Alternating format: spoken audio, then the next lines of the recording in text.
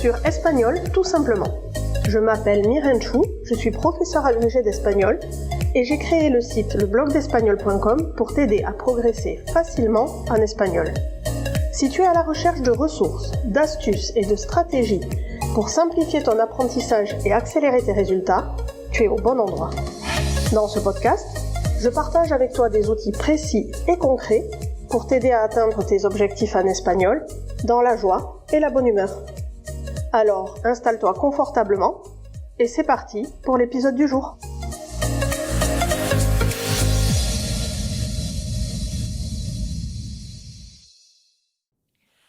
Hola et bienvenue dans l'épisode 112 d'Espagnol tout simplement. Aujourd'hui, on va parler d'une petite tournure française, petite en apparence, mais qui fait bugger énormément de francophones quand ils apprennent l'espagnol. C'est le fameux « c'est qui, c'est que ». Tu vois, dans les phrases par exemple, c'est moi qui parle, c'est demain que je pars, c'est parce que j'étais fatiguée que je n'ai pas répondu.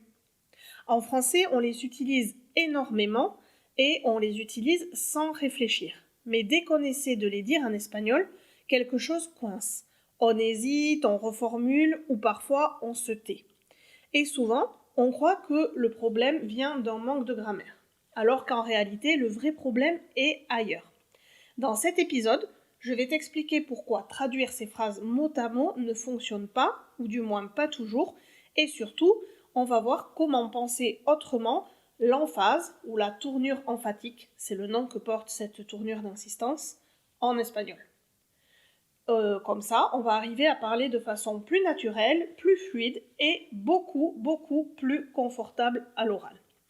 Alors, installe-toi bien, prépare-toi une boisson chaude ou fraîche comme tu veux et c'est parti pour démystifier cette tournure d'insistance en espagnol.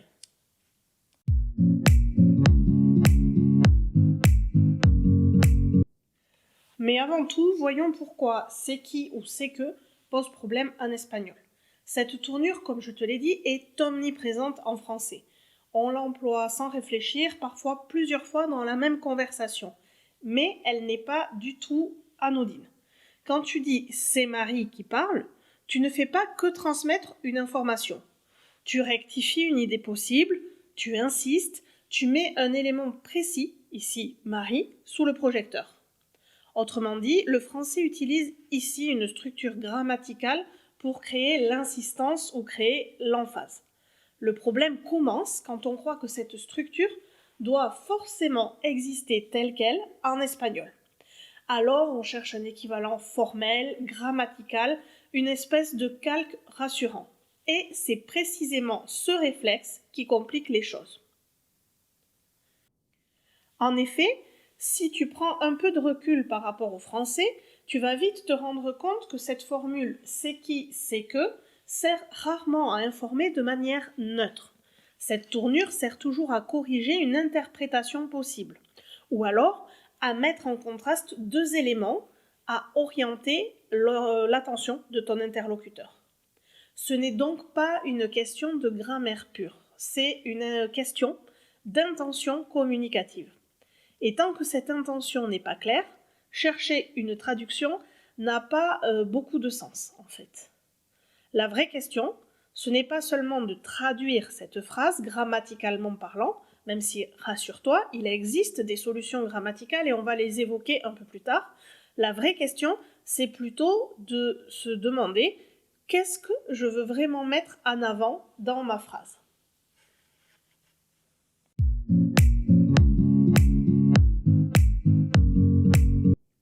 Et le piège face à ce type de phrase, c'est que beaucoup d'apprenants cherchent instinctivement à conserver cette forme française. Ils essaient de placer un équivalent du « c'est ».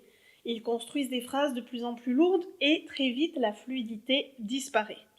Non pas que l'espagnol serait plus rigide, mais parce que, en réalité, il ne met pas du tout l'accent au même endroit. Là où le français s'appuie sur une structure figée, l'espagnol, lui, va privilégier des choix syntaxiques, c'est-à-dire d'ordre des mots dans la phrase, et discursifs différents. Tant que tu restes accroché à la forme française, tu passes à côté de cette logique. La clé en espagnol, c'est de mettre le focus sans traduire complètement la structure. En espagnol, on ne traduit pas le c'est qui, c'est que. On reconstruit l'information mise en relief. Autrement dit, en d'autres termes, on change de point d'entrée de la phrase. Ce n'est pas donc une règle de plus à mémoriser, c'est vraiment un changement de regard qu'il faut opérer.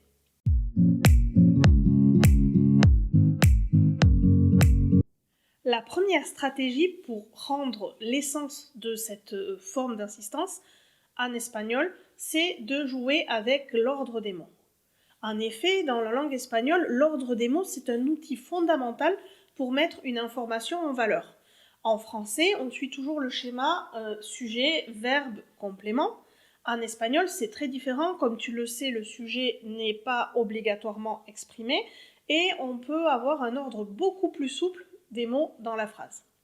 Donc, placer un élément en début de phrase permet naturellement de le faire ressortir sans avoir recours à une structure emphatique, c'est-à-dire une structure d'insistance lourde. Cette stratégie est particulièrement efficace à l'oral car elle respecte le rythme naturel de la langue. Donc avant de parler, pose-toi une question simple. Si je devais attirer l'attention sur un seul élément de ma phrase, lequel est-ce que je choisirais ?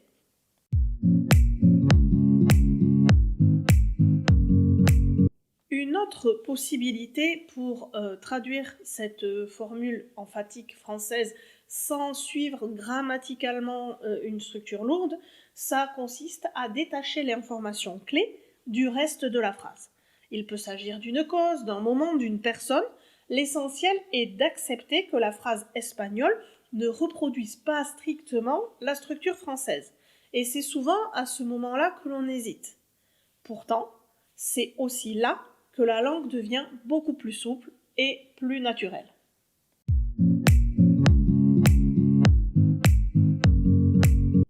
Une troisième stratégie peut consister à utiliser lo que ou quien. Et oui, l'espagnol dispose de structures avec ces deux mots, mais elles ne sont ni automatiques ni équivalentes au c'est qui français. Elles répondent à des contextes précis et obéissent à leur propre logique. Le piège serait de considérer ces formules comme une solution universelle qu'on peut replacer à chaque fois qu'on veut traduire c'est qui. Ce ne sont que des outils parmi d'autres, mais il faut bien les maîtriser pour les utiliser à bon escient.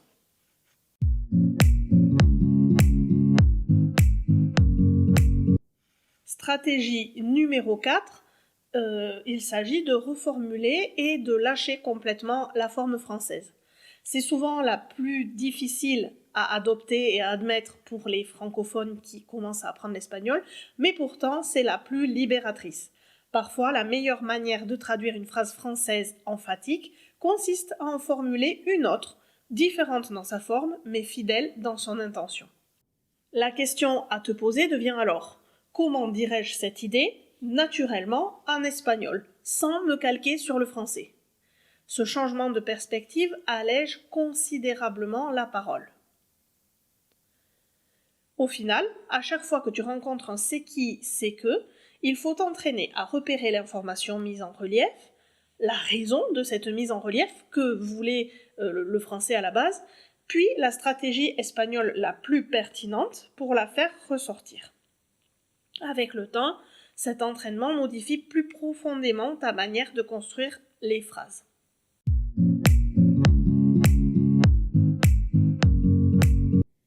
Alors au final, qu'est-ce qu'il faut retenir sur ce c'est qui, c'est que pour parler avec plus de fluidité ? Pour parler un espagnol plus naturel, on ne passe pas par l'accumulation de règles. Il faut passer par une meilleure lecture, une meilleure identification de ce que tu veux exprimer. Identifier le focus, choisis une stratégie et surtout accepte de t'éloigner du français. La fluidité commencera exactement à ce moment-là.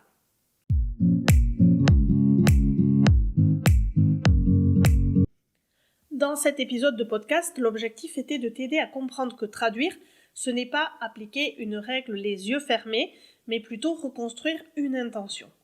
Ceci dit, si tu ressens le besoin d'un cadre plus formel, plus grammatical, c'est aussi parfaitement légitime. Certaines personnes ont besoin de comprendre comment la langue est structurée, noir sur blanc, pour se sentir en sécurité. Et c'est justement pour ça que j'ai consacré un article entier à la tournure emphatique en espagnol sur le blog. Pour t'aider à t'y retrouver, je vais te mettre dans les notes de cet épisode, comme d'habitude, l'article qui correspond sur le blog, et je vais te mettre aussi le lien de l'article qui explique grammaticalement comment traduire la tournure emphatique. Il faut que tu vois ces deux articles comme complémentaires. Celui qui est lié à cet épisode de podcast t'aide à penser la phrase autrement, et l'autre t'aide à comprendre les mécanismes plus formels. C'est souvent la combinaison des deux qui fait vraiment progresser. Je t'invite aussi à aller lire l'article associé à cet épisode sur le blog parce que tu y retrouveras un schéma récapitulatif, une foire à questions sur les erreurs les plus fréquentes sur c'est qui c'est que en espagnol. Si tu ne devais retenir qu'une chose de cet épisode, ce serait celle-ci. Une langue ne se parle pas en traduisant des structures, mais en choisissant ce que l'on veut mettre en lumière et quelle perspective on veut adopter. C'est valable un peu pour tout dans la langue, mais c'est particulièrement prégnant sur cette tournure emphatique, le c'est qui, c'est que français. Donc à partir de maintenant, chaque fois que te viendra l'envie de dire c'est qui ou c'est que, fais une pause et demande-toi ce que tu cherches à souligner. Laisse l'espagnol faire le reste avec ses propres outils. Ce n'est qu'à ce moment-là que l'espagnol cessera d'être une langue à appliquer et deviendra pour toi une langue à vivre ou à habiter. Et si tu as envie de partager un exemple, une hésitation, un déclic après l'écoute de cet épisode, je lirai tes messages avec plaisir. Voilà, pour aujourd'hui, je te laisse là. N'oublie pas, si tu veux me donner un petit coup de pouce, de mettre un commentaire sur ta plateforme d'écoute préférée ou de m'envoyer un petit mot. C'est vraiment ce qui me motive à continuer ces épisodes tous les jeudis. Je t'invite, comme d'habitude, à pratiquer ton espagnol cette semaine. Nous, on se retrouve jeudi prochain. En attendant, cuídate y hasta pronto.